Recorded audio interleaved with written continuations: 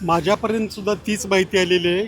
परंतु ज्या पद्धतीने त्या दिग्विजय पाटलांना अटक करण्याची टाळाटाळ केली जात होती आणि पार्थ पवारांपर्यंत पोचायचा सुद्धा प्रयत्न केला जात नव्हता, त्या अनुषंगाने असं वाटत होतं की हे होणारच होतं, फक्त योग्य वेळेची वाट बघत होते. त्यामुळे कदाचित आता सगळेजण वेगवेगळ्या प्रकरणामध्ये गुंतलेले आहेत, कुणाचं लक्ष नाही असं बघून हे चार्जशीट फाईल केले का असं वाटतं.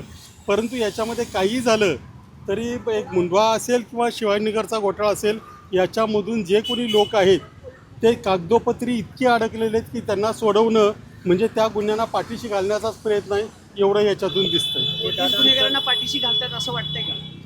100% याच्यामध्ये शंका काही उत्पन्न होण्याचा प्रश्नच येत नाही. ज्या पद्धतीने हा सगळा घोटाळा झाला, ज्या पद्धतीने सगळी नावं पुढे येत होते, ज्या पद्धतीने FIR दाखल झाला, ज्या पद्धतीने ह्या इन्व्हेस्टिगेशनचं त्याला म्हणजे रफादफा करण्याचा प्रयत्न केला, त्याच्यावरून असं वाटतंय की 100% मूळ गुन्हेगारांना पाठीशी घालण्याचा प्रयत्न केलेला आहे. असं जर चालू राहिलं तर हळूहळू ही केससुद्धा संपूर्ण निकालात निघेल आणि कोणवा घोटाळा कधी झाला होता की नाही अशी परिस्थिती निर्माण होईल, अशी यामुळे भीती वाटते. पण आता अजितदादांच्या निधनानंतर तपासाला आता एक वेगळं प्रकरण येईल का, जर पार्थ पवारांचं नाव आणि दिग्विजय पाटलांचं नाव या चार्जशीटमध्ये नाही आहे? निश्चितपणे येणार, कारण ज्या पद्धतीचा हा गुन्हा घडलेला आहे त्याच्यामधून कुणाचंही नाव वगळणं हे काही योग्य नाही आणि आमचा त्या दृष्टीनं पाठपुरावा राहील.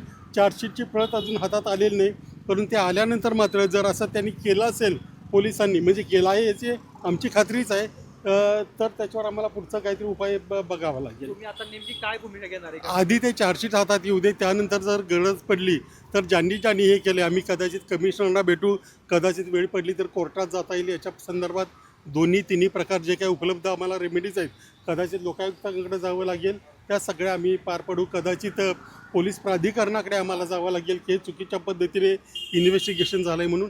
हे सगळे प्रकार आम्ही त्याच्यामध्ये तपासून पाहू. 1800 पानाचं चार्ज पार्थ पवारांना क्लीन चिट देण्याचा प्रयत्न पोलिसांनी केला, ते तर पहिल्यापासून करतायत. म्हणजे चार्जशीटच्या माध्यमातून ज्या अर्धी 1% भागीदार सापडत नाही त्यांना आता 99% कसे सापडायचे.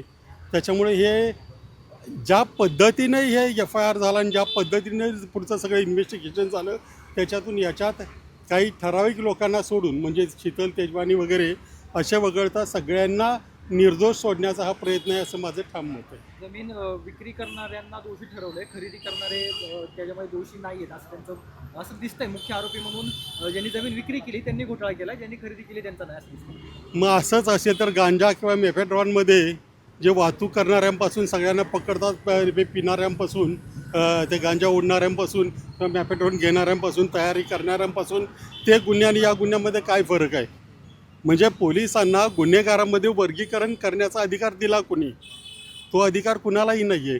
त्याच्यामुळे पोलीस जर असं म्हणत असतील की त्यांचा काही संबंध आहे, तर माझं ज्यांनी काही इन्व्हेस्टिगेशन केलं आहे किंवा ज्यांचे हात याच्यामागे आहेत त्यांना खुलं आव्हान आहे की आपण 4 लोकांमध्ये सगळ्या पत्रकारांसमोर बसू, ते गुन्हे कसे नाहीत एकदा आम्हालाही समजावून सांगावं त्यांनी.